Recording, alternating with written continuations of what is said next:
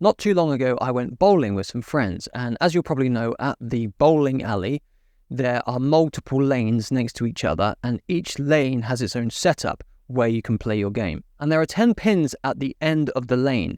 Those are your targets or your goals that you want to hit. And the more of those that you hit and knock down, the more points you get and the more likely you are to win the game. So you have your ball and you're about to bowl it down the lane. And you're hoping for a strike, right? You want to hit all the targets all at once with the first ball. The trouble is, it is actually really easy to miss. And as you're approaching the end of the lane, ready to let go of the ball, someone behind you shouts something out and it distracts you from your game.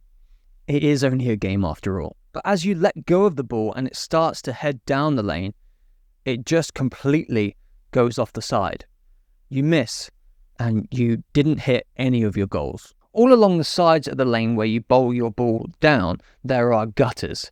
And once your ball goes into one of the gutters, you've lost your chances to hit any of your targets. And your chances of winning the game are diminished. If you've ever been 10-pin bowling, you'll know that at the sides of each lane, you can get these barriers that come up that stop the ball from going off the edge of the lane and into the gutter. Those barriers keep even the most poorly aimed ball in the lane with a much better chance of hitting the targets. Now, I want you to think of this bowling lane as the lane of your life. The lane itself is the journey that you're on. The pins at the end are the goals that you want to hit.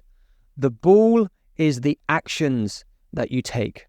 And the barriers at the side, those are your values. They stop you from going off course and ending up in the gutter, even when you're distracted. Life is full of distractions and temptations. Think of that familiar character that's standing at the entrance to the descending path, drawing you in with his conversations of all the matters in the world that I described in a previous lesson. Even with an awe-inspiring goal to hit at the end of your lane and a polished skill set like how good you are at bowling, sometimes you just get too distracted to be able to stay in your lane and you end up in the gutter.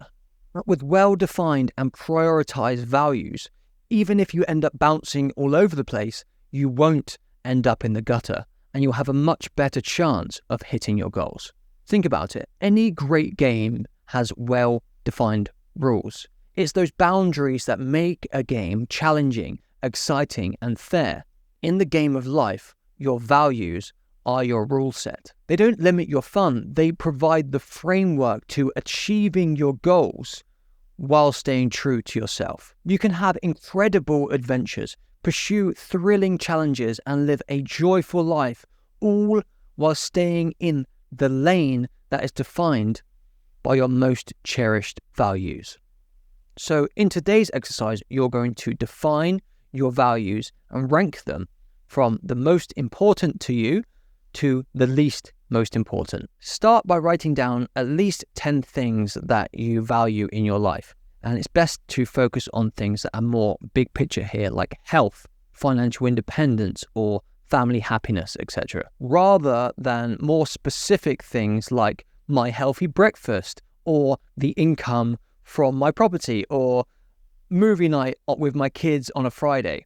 The big picture values work better here, and those smaller things will fit into those bigger picture things anyway. Once you've got a list of 10 or so values, you're going to rank them between the most important to you to the least most important. And I say it like that because all of your values are going to be important to you, right? Simply put a number 1 next to the value that you think is most important to you. I did this exercise with my wife not too long ago, and it was really interesting trying to figure out which values that we prioritize over other things. And it was a really great exercise to do for us as a couple for our growth. Anyway, once you've put a 1 next to the most important value, just put a 2 next to the second most important value and carry on in the same way until you've numbered all the values.